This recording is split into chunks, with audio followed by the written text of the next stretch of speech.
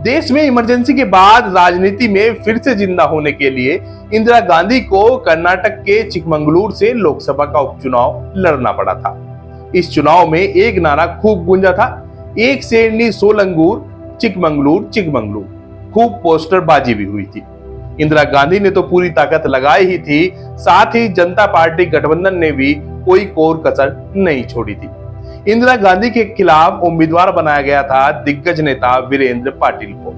इंदिरा गांधी ने इस चुनाव में 18 घंटे लगातार प्रचार किया था, लेकिन जब परिणाम आया तो इंदिरा गांधी की 77,000 से भी ज्यादा वोटों से जीत हुई और जनता पार्टी गठबंधन खड़ा देखता रह गया।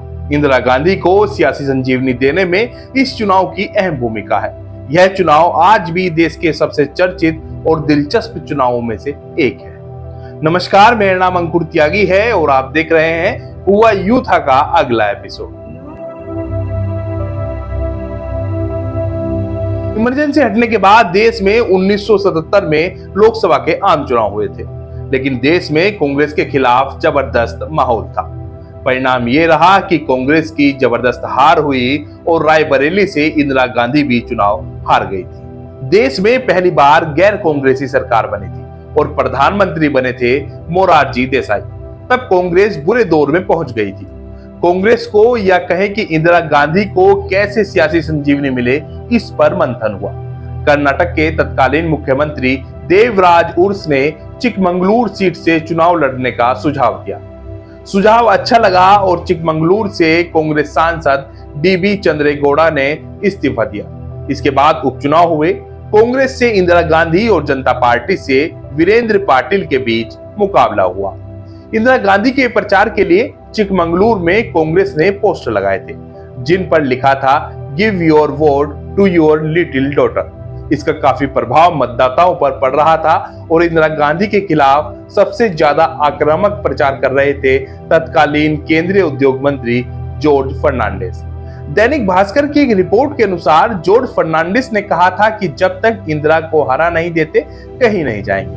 वो हर उस जगह पर जाकर फौरन बाद सभा करते थे जहां पर इंदिरा गांधी सभा कर चुकी होती थी, जिसमें वह इंदिरा गांधी के दावों की पोल खोलने जैसी बातें करते थे।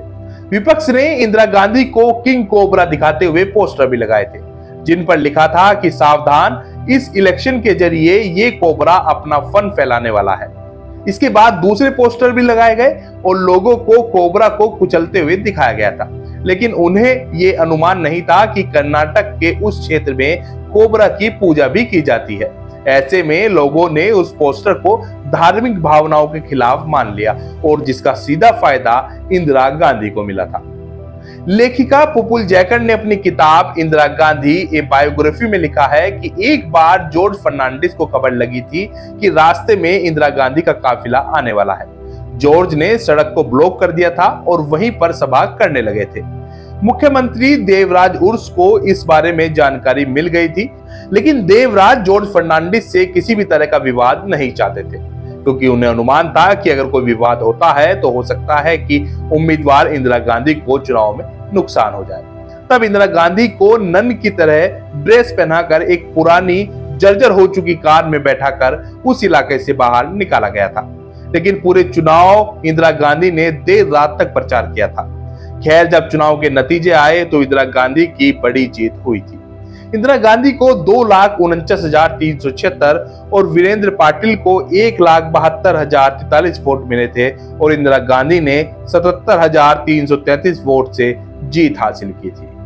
उम्मीद करते हैं कि आपको हमारा यह एपिसोड भी पसंद आया होगा। हमारे YouTube चैनल को सब्सक्राइब करें, Facebook पेज को फॉलो करें, हमारा सहयोग और समर्थन करें। धन्यवाद।